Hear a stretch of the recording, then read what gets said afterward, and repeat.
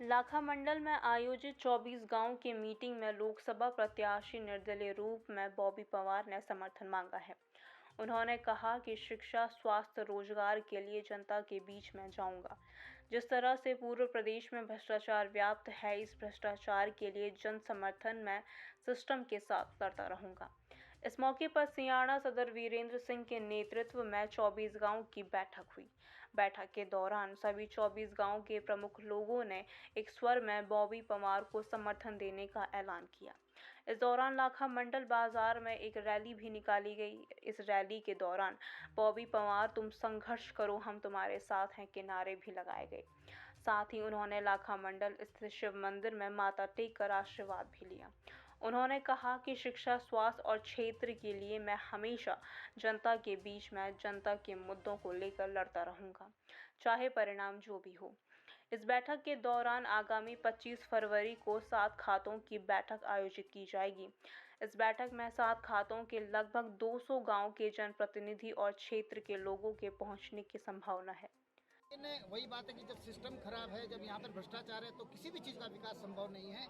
चाहे वो मंदिरों का विकास हो, चाहे वो सड़कों का हो, चाहे स्कूलों का हो या अस्पतालों का हो। इसीलिए हमें बड़ा गर्व है कि बॉबी पवार जैसा एक हीरा इससे हमारी धरती में जिसने जन्म लिया है बौंदुर खत में, और आज बड़ा सौभाग्य है कि आज यहाँ से एक आगाज जो हो रहा है लोकसभा चुनाव 2024 को देखते हुए कि बॉबी पवार ने यहाँ से आज ताल ठोक दी है।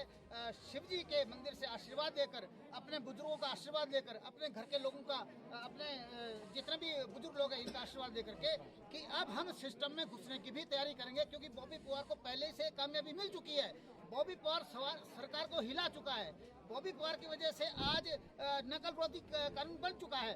बॉबी पवार की वजह से कई लोगों को रोजगार मिला है, और मैं उस बात का गवाह हूं कि जब उत्तरकाशी, टेरी, चमोली और कुमाऊं के लड़के जो आजकल निकल रहे हैं नई नौकरियों में, वो यहाँ पर धन्यवाद देने आते हैं धरना स्थल पर एकता विहार में। बॉबी पवार को धन्यवाद देने आते हैं कि आपकी वजह से हम जो है हमारी नौकरियां लगी है, नहीं तो या तो नौकरियां बिक रही थी 25 लाख से लेकर के 40 लाख तक जो बोली लग रही थी। तो आज इसका जो आगाज हो रहा है, ये हमारा सबसे पहले बौंदुर खत का सौभाग्य है, पूरे जोनसार बावर का सौभाग्य है, और पूरे उत्तराखंड का ही सौभाग्य है कि बॉबी पवार जैसा एक क्रांतिकारी वीर यहाँ उत्तराखंड में पैदा हुआ है। और हमारा सबसे बड़ा सौभाग्य कि हमारे खत बौंदुर में ये क्रांतिकारी वीर पैदा हुआ है।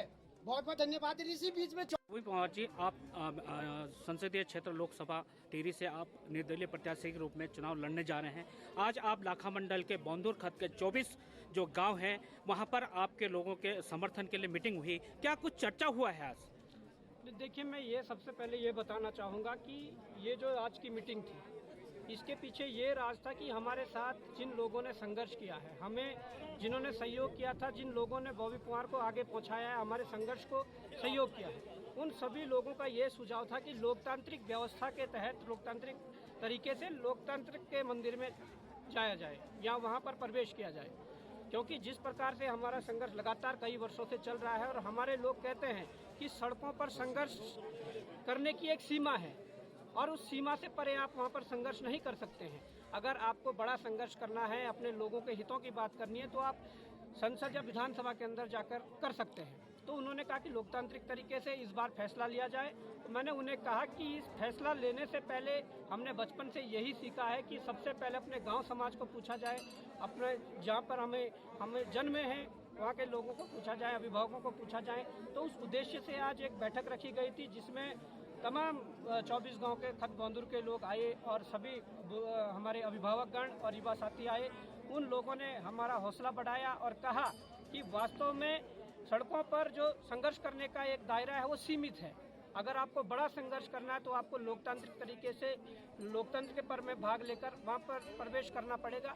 तो इन लोगों ने बड़ा सहयोग किया है, तन मन धन से सभी खत बौंदुर वासियों ने सहयोग किया। मैं खत बौंदुर वासियों का आभार प्रकट करना चाहूँगा, धन्यवाद करना चाहूँगा। और मैं ये भी कहना चाहूँगा कि जिस प्रकार से खत बौंदुर ने एकता का परिचय दिया है, मुझे उम्मीद है कि हमारे जो आने वाली 25 तारीख है, खत बौंदुर ने तय किया कि 7 खतों की बैठक की जाएगी, जिसमें 100+ गाँव है, और वहाँ भी हमें उम्मीद है कि इस प्रकार के हमें परिणाम मिलेंगे। और हमें उम्मीद है कि पूरा जौनसार बावर और पूरी घाटी, रवाई, जौनपुर या जिन लोगों के लिए हमने संघर्ष किया है, सभी लोग हमें सहयोग करेंगे, सभी लोग हमें आशीर्वाद देंगे, ऐसी हमारी अपेक्षा है।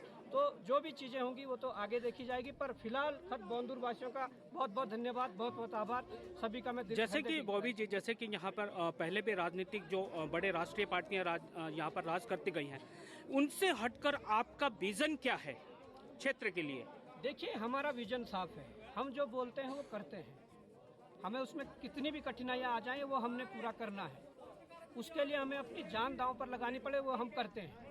आज तक के राजनेताओं का विजन था, आज तक के राजनेताओं का विजन स्वास्थ्य, शिक्षा, रोजगार रहा होगा, पर कितना स्वास्थ्य के लिए काम किया, कितना शिक्षा के लिए किया, कितना रोजगार के लिए किया, वो दिखाना पड़ेगा। हमने जो जो बात बोली है, चाहे रोजगार को लेकर हो, चाहे भ्रष्टाचार को लेकर हो, तमाम हम लोगों ने वो करके दिखाया। और हम जिनकी आगे शिक्षा, स्वास्थ्य की भी बात करेंगे या तमाम पलायन की बात करेंगे, जो भी हम बात करेंगे उनको हम पूरा करने की हम उम्मीद रखते हैं, क्योंकि हमारे साथ अगर इस प्रकार से आम जनता का सहयोग है, जनता का प्यार और आशीर्वाद है, तो हमें उम्मीद है कि हमारा हौसला दोगुना बढ़ेगा और हम इस काम को और आसानी से कर पाएंगे।